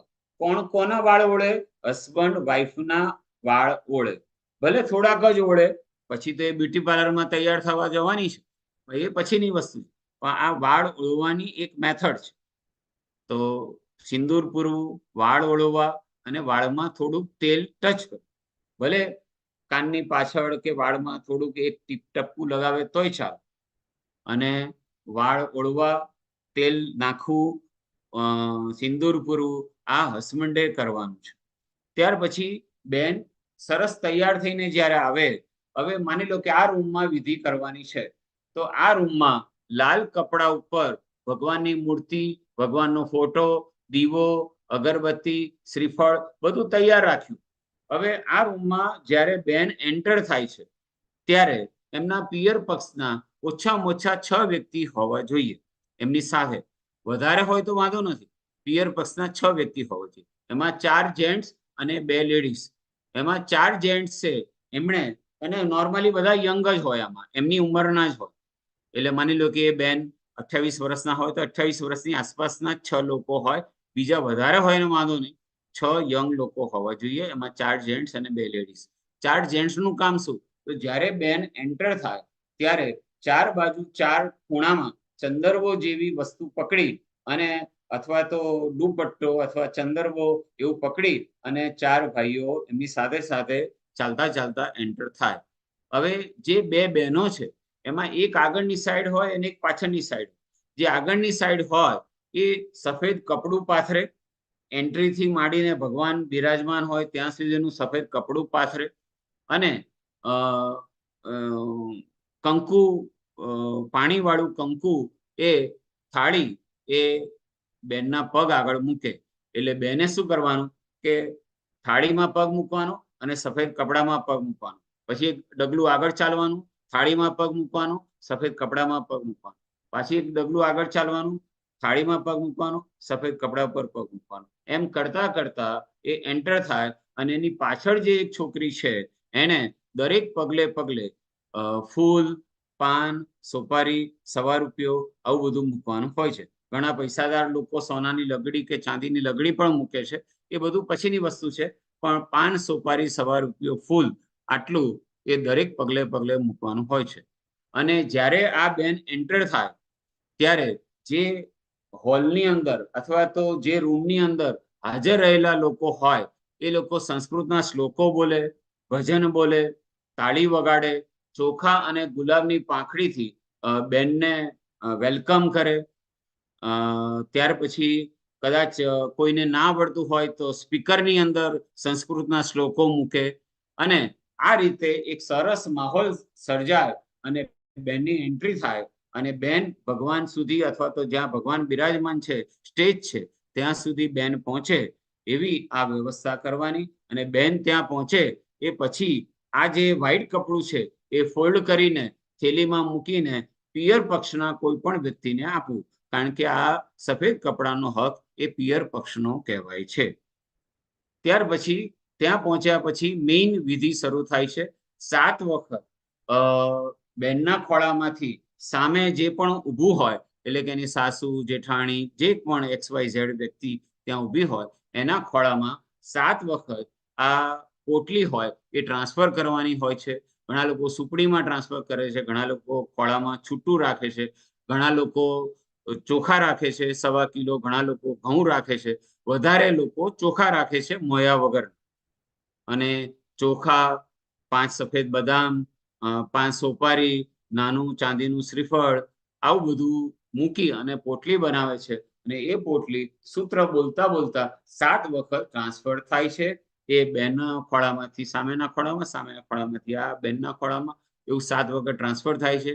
ત્યાર પછી એમની નણંદ છે, એટલે બેન જે ગર્ભવતી બેન છે એમની નણંદ છે, એ ગર્ભવતી બેનને રક્ષા રાખડી બાંધે છે, જેને આપણે રક્ષા સીમંત રાખડી પણ કહીએ છીએ. કોઈ ચાંદીની હોય છે, ઘણા લોકો રુદ્રાક્ષની બાંધે છે, અમારે જૈનમાં લાલ રક્ષા પોટલી બાંધે છે. દરેકમાં જુદો જુદો રિવાજ હોય છે. એ જે બાંધે નણંદ, એ ક્યારે ખોલવાની? જ્યારે પેન ઉપડે અને દવાખાને જવાનું હોય ત્યારે જ ખોલવાની. ત્યાં સુધી આ રક્ષા રાખડી એ જમણા હાથ ઉપર બાંધી રાખવાની. જો તમારે કોઈને બતાવવું ના હોય તો તમારે ઉપર નેપકિન બાંધી રાખવાનો. પણ આ રક્ષા નણંદ એવું કહે છે કે તમારી રક્ષા હવે મેઇન દિવસ શરૂ થાય છે 7મા મહિના સુધી બાળકનું વજન માંડ 1 કિલો સુધી પહોંચ્યું છે. જ્યારે બાળક આવશે બહાર ત્યારે 3 કિલોનું થશે. એટલે મેઇન 2 મહિનામાં 2 કિલો વજન વધવાનું છે. એનો બુદ્ધિનો વિકાસ, એનો શારીરિક વિકાસ, એના એક એક ઓર્ગનનો વિકાસ, એનો આત્માના ગુણોનો વિકાસ, આ બધો સારી રીતે જાય એવી કામના સાથે નણંદ ભાભીને એટલે ગર્ભવતી બેનને આ રક્ષા રાખડી બાંધે છે. અને ત્યાર પછી તમારા હસબન્ડે એટલે કે ગર્ભવતી બેનના હસબન્ડે એમની બેનને એટલે નણંદ જેમને રાખડી બાંધી એમને શુભેચ્છા કવર આપવાનું હોય છે. એ 1 રૂપિયાનું હોય કે 1 લાખ રૂપિયાનું હોય એની સાથે લેવા દેવા નથી. પણ નણંદે આ રક્ષા રાખડી બાંધી એના બદલે તમારા હસબન્ડે તમારા નણંદને આ રીતે શુભેચ્છા કવર આપવાનું હોય છે. ત્યાર પછી દિયર લાખો એટલે દિયર એવું પ્રોમિસ આપે છે કે ઇનકેસ કંઈ કારણથી ભાઈ હાજર નહીં હોય તો હું તમારી સાથે છું ભાભી, ચિંતા ના કરતા, હું તમને દવાખાને લઈ જઈશ, હું તમારી ડિલિવરી સંપૂર્ણ પૂરી કરાવીશ અને સહપરિવાર સરસ બાળક આપણા પરિવારમાં જોઈન્ટ થાય એવી શુભેચ્છા સંદેશો આપતો દિયર લાખો એટલે કે દિયર થાળીમાં હાથ ડબોળી એટલે કંકુવાળા હાથ કરી અને ભાભીને લાફો મારે છે અને ભાભી દિયરને લાફો મારે છે. આવું એક સરસ પ્રેમ વાળું આ એક આખી વિધિ છે. ઘણા લોકો એ સમયે થોડું હસી મજાક પણ કરે. દિયરને કે ભાભીને લાફો મારવાનો આ એક જ અવસર મળ્યો છે, અલા જોશથી લાફો માર, મજા આવશે. ભાભીને પણ બધા લોકો ચડાવે કે દિયરને લાફો મારવાનો આ એક જ અવસર મળ્યો છે, જોશથી લાફો મારો, મજા આવશે. આ એવી મજાક મસ્તી પણ થોડીક ચાલે છે. અને આ એવો સરસ મજાનો આ એક તહેવાર જેવું વિધિ આપણી શાસ્ત્રમાં લખેલી છે સીમંતોના સંસ્કારની. એ પછી નાનું બાળક 5 વર્ષથી નાનું, એ નાનું બાળક ગર્ભવતી બેનના ખોળામાં એટલે પગ ઉપર થોડી વાર બેસે છે અને બંને જણા એકબીજાને વાલ કરે છે. ઘણા ફેમિલીમાં તો બાળક પણ કંકુવાળા હાથ કરીને બેનને ગાલ ઉપર લગાવે છે, બેન પણ કંકુવાળા હાથ કરી અને બાળકના ગાલ ઉપર લગાવે છે. આવી પણ અમુક ફેમિલીમાં વિધિ છે. અને અમારા જૈનમાં અમુક ફેમિલી એવું પણ કરે છે કે ત્રિશલા માતાને એટલે કે દરેક તીર્થંકર ભગવાનની માતાને 14 સ્વપ્ન આવેલા પોતાને ગર્ભ ધારણ કરે એ વખતે, તો એ 14 સ્વપ્ન દર્શનની પણ એક વિધિ છે. જ્યારે આ વિધિ અને પારણું ઝુલાવવાની એક વિધિ છે. એ 14 સ્વપ્નની દર્શન કરાવે, એનો ફળાદેશ કે એટલે કે શા માટે માની લો કે સફેદ હાથી દેખાયો હતો ગર્ભવતી બેનને સ્વપ્નમાં, તો શા માટે સફેદ હાથી દેખાયો, તો એનો અર્થ શું થયો, બાળક આવું આવું આવું થશે એવું સમજાવે. માની લો કે એને અગ્નિ દેખાયો, તો અગ્નિ શા માટે દેખાયો, બાળક આવું આવું આવું થશે. આવું એક 14 સ્વપ્નની એક હારમાળા છે, એના દર્શન કરાવે. અને ત્યાર પછી આરતી અને મંગળ દીવો થાય છે. અને પછી દરેક જે હાજર રહેલા વ્યક્તિઓ હોય એ દરેક જણા બેનના પેટ ઉપર હાથ મૂકી અને સરસ કાનની અંદર સરસ શ્લોક બોલે અને આ રીતે આ વિધિ પૂરી થાય છે. ઘણા લોકો રાંદલમાં તેડાવે, ઘણા લોકો ફરતો ગરબો રાખે. દરેકના ફેમિલીમાં નાનો મોટો જુદો જુદો પ્રસંગ હોય છે. તો આ ઉત્સાહથી વિધિ કરાવી. પણ ઘણા લોકો આ વિધિ કરાવતા પહેલા પણ ઘરમાં કંકાસ કરે. માની લો કે ઇન્વિટેશન આપવાનું એનું લિસ્ટ બનાવવાનું હોય તો ઘરમાં ઝઘડો થાય કે આને બોલાવવાનું, આને નહીં બોલાવવાનું, આને જમાડવાનું, આને નહીં જમાડવાનું, અને ઘરમાં ઝઘડો ઉપસ્થિત થાય અને ઘણા ગર્ભવતી બહેનોને પણ રડવું આવે. એવું બધું ન કરવું જોઈએ. ઉપરથી ઉત્સાહ વધારવાનો છે, મહેંદી મુકાવાની, સારી સારી વસ્તુ ખરીદવી, બેનને ખુશ રાખવાના, વાતોમાં, ઇન્વિટેશનમાં આ બહેનોને ખુશ રાખવા, આ એક આધાર રહેલો છે. 5 ને 15 થઈ છે એટલે પહેલા 3 સંસ્કારમાં જ મારો સમય પૂરો થયો છે. હવે મીનાક્ષીબેન જ્યારે તક આપશે ત્યારે આપણે બાકીના સંસ્કાર લઈશું. અને હજી સીમંતોના સંસ્કારમાં પણ ઘણું કહેવાનું બાકી છે. પછી સાહેબ 10 મિનિટ છે, 10 મિનિટ છે સાહેબ. સરસ. તો સીમંતોના સંસ્કાર પૂરો થઈ જશે. તો સીમંતોના સંસ્કારમાં આવી બધી વિધિ કરવી જોઈએ અને દરેક જણાએ આ રીતે ગર્ભવતી બેનને અને હા, ગર્ભવતી બેને એ ધ્યાન આપવાનું છે કે આ વિધિ દરમિયાન પણ જો બાથરૂમ કે સંડાસ લાગે તો રોકવા નહીં. વિધિની વચ્ચે પણ ઊભા થઈને જઈ શકાય. તો કોઈ પણ સંસ્કારની વિધિ સમયે પ્રેગ્નન્ટ બહેનોએ લાંબો સમય બાથરૂમ રોકી રાખવો નહીં. વિધિની વચ્ચે પણ વચ્ચે સ્ટોપ રખાઈને પણ બાથરૂમ સંડાસ જઈ આવવાનું, જેથી બાળકને નુકસાન ન થાય. કારણ કે ગર્ભવતી બહેનોને બની શકે કે કદાચ દર અડધો કલાકે બાથરૂમ જવું પડે, દર 15 મિનિટે જવું પડે, દર થોડા સમયે જવું પડે. તો એ સમયે બાથરૂમ સંડાસ રોકવા આ નેચરલ આવેગ કહેવાય, એ રોકાય નહીં. હવે સિમંદનયન સંસ્કાર વિશે કોઈને કંઈ પૂછવું હોય તો પૂછે. જાત કર્મ સંસ્કારની આપી દઉં. ચલો 5 મિનિટ છે તો જાત કર્મ સંસ્કાર પણ કહી દઉં. જાત કર્મ સંસ્કાર એ હોસ્પિટલમાં જ કરવાનો, બાળકના જન્મના દિવસે જ કરવાનો. ડોક્ટરને પૂછશો તો એ ના જ પાડશે. એને આપણે ગળથૂથી સંસ્કાર કહીએ છીએ. હવે ધ્યાનથી સાંભળો. 8મા મહિનાના એન્ડમાં અથવા 9મા મહિનાની સ્ટાર્ટિંગમાં બેગ તૈયાર કરી દેવી, એનો એક આખો અલગ ટોપિક છે કે હોસ્પિટલ બેગમાં શું મૂકવું અથવા કઈ વિધિ કરીને હોસ્પિટલ બેગ ભરવી, એ અલગ ટોપિક છે, પછી ક્યારેક લઈશું. અત્યારે આપણે વાત કરીએ જ્યારે બેગ ભરતા હોઈએ ત્યારે 4 વસ્તુ ચાંદીની અંદર મૂકવી જાત કર્મ સંસ્કાર માટે. કઈ કઈ 4 વસ્તુ? એક, ઓમ લખેલી ચાંદીની ચમચી. ફરીથી બોલું છું, 4 વસ્તુ. કોઈને લખવું હોય તો ઓમ લખેલી ચાંદીની નાની ચમચી. આટલી નાની હશે તોય ચાલશે, એની ઉપર ઓમ લખેલું હોવી જોઈએ અને ચાંદીની હોવી.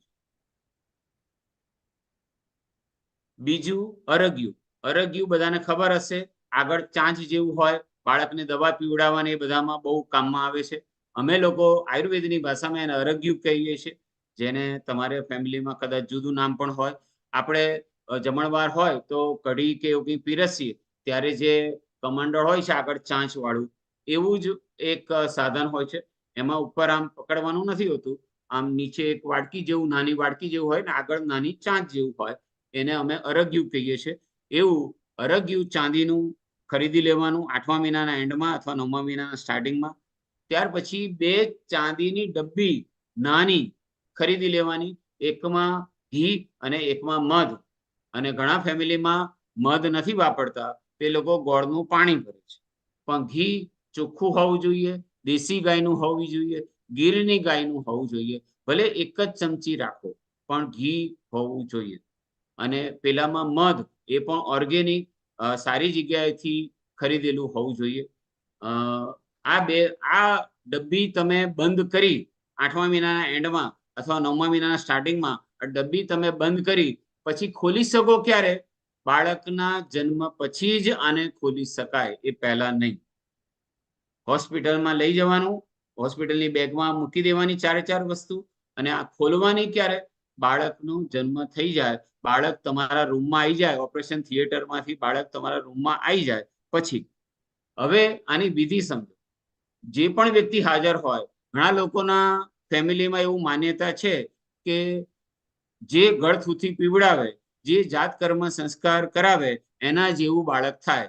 ઘણા લોકો હસી મજાકમાં બોલે ખરા કે એના મામાએ ગળથૂથી પીવડાવીને એટલે એના મામા જેવો થયો, અથવા એની માસીએ ગળથૂથી પીવડાવીને એટલે એના માસી જેવી થઈ. આવું હસી મજાકમાં બોલે છે. આ વાત બિલકુલ આયુર્વેદ સ્વીકારતું નથી. આયુર્વેદમાં આવો કોઈ ઉલ્લેખ નથી કે જે ગળથૂથી પીવડાવે એના જેવું બાળક થાય. આ માન્યતા ખોટી છે. હવે ગળથૂથી એટલે શું, એટલે કે જાત કર્મ સંસ્કાર એટલે શું અને કઈ રીતે કરવાનું?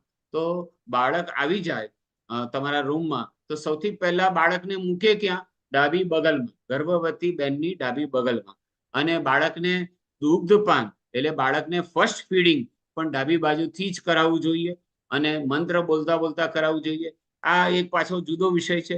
પાછું ગળથૂથી ઉપર આવીએ તો જે પણ હાજર હોય, તમારા મમ્મી, તમારા સાસુ, તમારા દિયર, તમારા હસબન્ડના હાથે થાય તો બહુ સારું. જે પણ વ્યક્તિ હાજર હોય એમને કહેવાનું મંત્ર બોલતા બોલતા ડબ્બી ખોલે, ઘીની ડબ્બી અને ત્યાર પછી મધની ડબ્બી. મંત્ર બોલતા બોલતા ખોલે અને પછી ઓમ લખેલી ચમચીથી પહેલા ઘી એક ચમચી લઈ અને અરગિયામાં મૂકે અને ત્યાર પછી મધ એક ચમચી લઈને અરગિયામાં મૂકે. આ બધી વિધિ વખતે મંત્ર ચાલુ હોવો જોઈએ. કોઈ પણ મંત્ર, અમારામાં નવકાર મંત્ર બોલે છે, કોઈ ગાયત્રી મંત્ર બોલે છે, કોઈ આ મંત્ર બોલે, કોઈ કૃષ્ણાષ્ટમ બોલે છે, કોઈ શિવ સ્તોત્ર બોલે છે. જેને જે મંત્ર આવડતો એ બોલે, પણ મંત્ર બોલતા, સંસ્કૃતના શ્લોક બોલતા બોલતા આ ઘી અને મધ એ સરખા ભાગે એ અરગિયામાં મૂકવું. આવ્યા બેટા. ત્યાર પછી આ મંત્ર બોલતા, આ બધું બેસે બેટા આ ખુરશી. ત્યાર પછી મંત્ર બોલતા બોલતા આ મધ અને ઘી ને મિક્સ કરવું, મંત્ર બોલતા બોલતા. અને ત્યાર પછી એ ચમચીના નીચેના ભાગમાં જેટલું ચોંટેલું હોય એટલું જ સહેજ જ બાળકની જીભ ઉપર ચટાડવું. ભલે બાળક ઊંઘમાં હોય તો, મોટા ભાગે બાળક ઊંઘમાં જ હશે અને ઊંઘતું જ હોય તો સહેજ આમ ગાલ દબાઈ અને સહેજ જીભ ઉપર એ ચમચી અડાડવી. અને આ બધી વખતે મંત્ર ચાલુ હોવો જોઈએ. આને જાત કર્મ સંસ્કાર કહે છે. એને હવે શેના માટે આ કરવામાં આવે છે? કારણ કે બાળકના એક એક અંગ પ્રોપર ચાલુ થાય. એટલે પેલી મોટર કાર કેવું હોય છે કે ભાઈ પહેલી વખત જ્યારે ચાલુ કરીએ તો ત્યારે પ્રથમ સેલેજ બધા જ એના લાઇટ બી ચાલુ થવી જોઈએ, પેટ્રોલ બી ચાલુ થવું જોઈએ, બેટરી બી ચાલુ થવું જોઈએ, એસી એ ચાલુ થવું જોઈએ. આ બધું જ બરાબર ચાલુ થવું જોઈએ તો એ મોટર કાર પૂર્ણ કહેવાય. તો એવી રીતે બાળકનું હૃદય, એના ચારે ચાર ખૂણા, એની દ્રષ્ટિ, એના કાન, એના પેનક્રિયાસ, એનું અન્નનળી, શ્વાસનળી બધું અત્યાર સુધી માતા દ્વારા ચાલતું હતું. હવે એનું પોતાનું ચાલુ થાય છે. તો બાળકનું 1 નંબર 2 નંબર એટલે કે બાથરૂમ અને સંડાસ પ્રોપર ટાઈમે પ્રોપર સ્ટાર્ટ થાય એના માટેની આ એક વિધિ છે જેને આપણે જાત કર્મ સંસ્કાર કહે છે. હવે અહીંયા કોઈને કંઈ પૂછવું હોય તો પૂછે. આ બધી જ વસ્તુ મેં બહુ શોર્ટમાં સમજાવી છે, પછી ક્યારેક આગળ લાંબી વિગતે સમજાવીશું. 5:25 થવા આવી છે. કોઈને કંઈ પૂછવું હોય તો પૂછો, પછી આપણે મીનાક્ષીબેન ઉપસંહાર કરે, પૂરું કરે. સર, આપને જે કીધું કે મધની ચમચી ને એ જે અરગિયામાં લેવાની, તો એ અરગિયાથી પીવડાવવાનું, મતલબ બાળકને કે કેવી ના, રીતનું ચમચીથી પીવડાવવાનું? પીવડાવવાનું. અરગિયાનું કામ ખાલી મિક્સ કરવા માટે. ઓકે, એટલે આ મિક્સ થઈ જાય પછી એને ચમચીમાં લઈ લેવાનું અને એક મિનિટ પછી સાંભળી લો. ચમચી. ચમચીથી ઘી લઈ, ડબ્બીમાંથી ઘી લઈ અરગિયામાં મૂકવાનું. પછી પેલું મધ લઈ અને અરગિયામાં મૂકવાનું અને મંત્ર બોલતા બોલતા બોલતા મિક્સ કરવાનું સરખા ભાગે. અને જે લોકોને આયુર્વેદ થોડું થોડું ખબર હોય એ લોકોને ખબર હોય છે કે મધ અને ઘી સરખા ભાગે ક્યારેય મિક્સ ના થાય, કારણ કે એ દરેકમાં જુદો જુદો ઉપયોગ આવે. કોઈને વીંછીએ ડંખ માર્યો હોય તો આ ઉપયોગ આવે, આટલું પ્રમાણ છે, 75% 25%. કોઈને આવું હોય તો આ કરજો, કોઈને કૂતરું કરડ્યું હોય તો આ. દરેકના રેશિયો જુદા છે, કારણ કે મધ અને ઘી સમાન ભાગે ક્યારે ન લેવાય, એ ઝેરી તત્વો કહેવાય. ખાલી અને ખાલી શાસ્ત્રમાં ઉલ્લેખ છે જાત કર્મ સંસ્કાર માટે, આ એક જ વિધિ માટે મધ અને ઘી સરખા ભાગે લઈ શકાય. અને એ સરખા ભાગે મિક્સ ખાલી અરગિયામાં કરવાનું છે અને બીજે ક્યાંય નહીં, કમ્પલસરી અરગિયામાં જ કરવાનું. અને પછી ચમચી ઉપર જે ચોંટ્યું હોય એ બાળકને સહેજ જીભ ઉપર મૂકવાનું. કોઈને કંઈ પૂછવું હોય તો પૂછો. અને આ અરગિયું છે સર, કઈ જગ્યાએ, મતલબ કોઈ કરિયાણે કઈ જગ્યાએ નહીં મળે નહીં, કોઈ? જ્યાં બી ચાંદીની વસ્તુ મળતી હોય ત્યાં આ ઓકે, ચારે ચાર ત્યાં જ. વસ્તુ મળી જશે. જ્યાં બી સોના ઓકે, ચાંદીની વસ્તુ મળતી હોય ત્યાં આ ચારે ચાર વસ્તુ એ લોકોને ખબર જ છે. બધા પ્રેગ્નન્ટ બહેનો આ લેવા આવે એટલે આ ઓકે. ચારે ચાર વસ્તુ મળતી હોય ને ક્યાંય ના મળે તો મને કહેજો, હું અહીંથી મોકલી આપીશ. Thank you sir. બીજું કંઈ કોઈને પૂછવું છે? જાત કર્મ સંસ્કાર માટેનો મંત્ર કોઈ આનો અલગ મંત્ર છે ખરો, પણ અલગ મંત્રની જરૂર નથી. એક મંત્ર તો તમને આવડવો જ જોઈએ. માની લો કે નવકાર મંત્ર, ગાયત્રી મંત્ર, કૃષ્ણાષ્ટમ, કોઈ પણ એક મંત્ર આવડવું જોઈએ. સંસ્કૃતમાં હોવું જોઈએ, સ્પષ્ટ ઉચ્ચાર સાથે કોઈ પણ મંત્ર બોલજો, તમારા ફેમિલીમાં જે રેગ્યુલર બોલાતો હોય તે. બોલો, બીજા કોઈને કઈ પૂછવું હોય તો પૂછો. બેનો બોલો બીજા કોઈને કોઈક પ્રશ્ન હોય તો ચેટ બોક્સમાં લખી શકો છો. નામકરણ સંસ્કાર ક્યારે કરાય? એ તો કોઈ છઠ્ઠા દિવસે કરે છે, કોઈ પહેલા દિવસે કરે છે, કોઈ 11મા દિવસે કરે છે, કોઈ 21મા દિવસે કરે છે, કોઈ 40મા દિવસે કરે છે. દરેક ફેમિલીમાં થોડું જુદું જુદું હોય છે. કોઈ મને પૂછે મારા ફેમિલીમાં, તો અમે છઠ્ઠીના દિવસે નામ પાડી દઈએ છીએ. જેમ બને તેમ વહેલું નામ પાડી દેવું.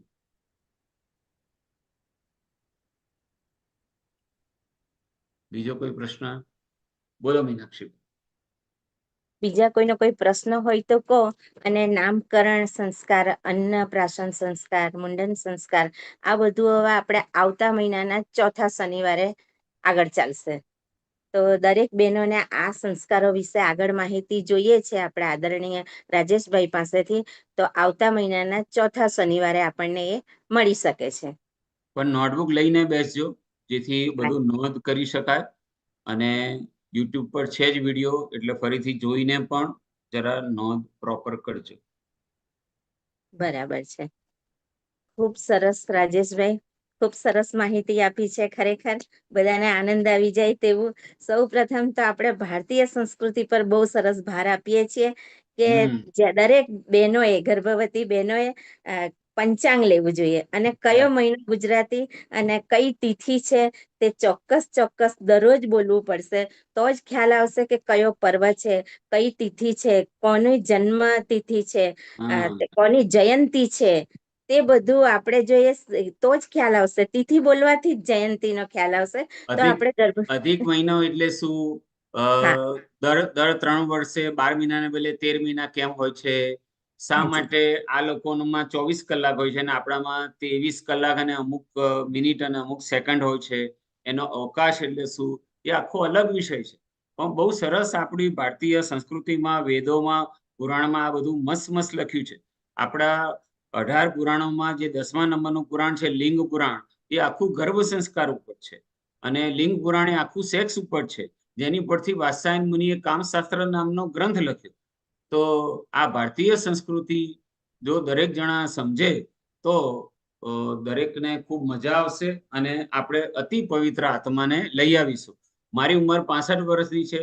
થોડા વખત પછી હું આ બધું કામ ના કરી શકું, તો યંગ લોકો આ બધું શીખી અને ન્યૂ જનરેશનને આ બધું શીખવાડે તો આપણો ગર્ભ સંસ્કાર સારામાં સારી રીતે ભારતીય બાળકોમાં આપણે જોઈ શકીએ. ખૂબ સરસ. ખરેખર ભારતીય સંસ્કૃતિ પર સાહેબ આપ ભાર મૂકો છો, એ આજના સમયમાં એ ખૂબ જ જરૂરી છે. તો બહેનો ફરીથી વારંવાર કહેવામાં આવે છે કે આપણે તારીખ તો યાદ રાખીશું, એ તો ઓટોમેટિક યાદ રહેવાની જ છે. મોબાઈલમાં જોઈએ એટલે તારીખ દેખાશે, પણ તિથિ અને માસ જોવા માટે જરૂરથી દરરોજ આપણા કેલેન્ડરનો, પંચાંગનો ઉપયોગ કરીશું. જયંતી કોની છે, શા માટે છે, એના વિશે પણ આપણે માહિતી ગર્ભ સંવાદ દ્વારા આપણે બાળકને આપી શકીએ છીએ. અને સાહેબે આપણને 2 વાર જન્મદિવસ અને લગ્ન દિવસ મનાવવાનું કહ્યું છે, બરાબર ને? એક તિથિ પ્રમાણે અને એક તારીખ પ્રમાણે. તો આપણે દરેક બહેનો આ રીતે આપણે ચોક્કસ મનાવીશું. ને 16 સંસ્કારો કયા કયા છે તેને વિશે પણ માહિતી એમણે આપવાની ચાલુ કર્યું છે સાહેબે. પહેલા 3 સંસ્કારોની તો માહિતી આપી દીધી છે સરસ રીતે. એ 3 સંસ્કારમાં ગર્ભાધાનની તો આપી જ છે કે એને કઈ રીતે ગર્ભાધાન પહેલાની બધી જ પ્રક્રિયાઓ અને તેની માહિતી સરસ રીતે આપી છે આપે. અને પ્લાનિંગ જો કરે તો બેબી બોય કે બેબી ગર્લ એ ચોક્કસ મળે. એ આપશ્રીએ સાયન્ટિફિક રીતે બતાવ્યું છે કઈ રીતે મળે. એ પણ એક નવી માહિતી બધા બહેનોને મળી છે. અને ખરેખર સાહેબ સીમંતનયનની વિધિ જે આપશ્રીએ બતાવી, તે જે પણ યુટ્યુબ પર સાંભળશે એ ખરેખર બહુ આનંદથી સાંભળશે, ખુશ થઈ જશે અને આ વિધિ અપનાવશે. ગાયત્રી પરિવારમાં આપણને આચાર્ય શ્રીરામ શર્માજીએ જે 16 સંસ્કારો છે, પણ હાલમાં એમને ખબર છે કે બધાને સમય ઓછો છે, એટલે એમણે એ 16માંથી આપણને 10 સંસ્કારો આપ્યા છે. અમુક સંસ્કારો એમણે કાઢી નાખ્યા છે અને એમાં 2 સંસ્કારો ઉમેરી દીધા છે. જન્મ દિવસ સંસ્કાર અને લગ્ન દિવસ સંસ્કારો ઉમેર્યા છે. તો આપશ્રીએ આજે સીમંતોનયનની વિધિ, જાતકર્મની વિધિ એ પણ બતાવી અને ખરેખર બધાને બહુ ગમ્યું છે, બહુ સરસ છે. યુટ્યુબ પર પણ આગળ દરેક આમાં વધારેમાં વધારે બહેનો એને જોશે અને ગર્ભવતી બહેનો પોતાની ડાયરીમાં આ બધું નોંધ કરશે. ચોક્કસ અત્યારે જો કંઈક રહી ગયું હોય તો એ ડાયરીમાં તમે યુટ્યુબ પરથી જોઈને પણ નોંધ કરી શકો છો. ગઈ વખતે પણ આપણે પ્રહર્ષાબેને બતાવ્યું હતું કે નોંધ કરવું જરૂરી છે કે મને શું ગમે છે અને શું કરવું જોઈએ. તો ફરીને સાહેબ આપશ્રીનો ખૂબ ખૂબ આભાર ને ફરી આવતા મહિનાના ચોથા શનિવારે આપણે ફરીથી મળીશું. ને સાહેબે ફોન નંબર પણ આપ્યો છે. જે બહેનોને કંઈ પણ પૂછવું હોય તો ફોન કરીને મેસેજથી પૂછી શકે છે. તો આવો આપણે શાંતિ પાઠ કરીએ. શાંત ચિત્તથી આપણે પરમાત્માને, ભગવાનને, આપણા ગુરુને, કુળદેવતાને પ્રાર્થના કરીએ કે જે પણ કંઈ માતાની પાઠશાળામાં આપણને જ્ઞાન મળે છે તેને આપણે આપણા આચરણમાં લાવીએ, એનો ઉપયોગ કરીએ. એ ભાવ સાથે શાંતિ પાઠ. ઓમ દ્યૌઃ શાંતિરંતરિક્ષગ્વં શાંતિઃ પૃથ્વી શાંતિરાપઃ શાંતિરોષધયઃ શાંતિઃ વનસ્પતયઃ શાંતિર્વિશ્વે દેવાઃ શાંતિર્બ્રહ્મ શાંતિઃ સર્વગ્વં શાંતિઃ શાંતિરેવ શાંતિઃ સામા શાંતિરેધિ. ઓમ શાંતિઃ શાંતિઃ શાંતિઃ સર્વારિષ્ટ સુખ શાંતિર્ભવતુ. સૌને જય શ્રી કૃષ્ણ, જય ગુરુદેવ. અને આવતીકાલે પણ હવે સોમવારે આપણે એક્ટિવિટીના ક્લાસમાં અને યોગના ક્લાસમાં બહેનો ફરીથી 4 વાગે મળીશું. સાહેબ જય ગુરુદેવ. જય ગુરુ. નમસ્તે. જય ગુરુ.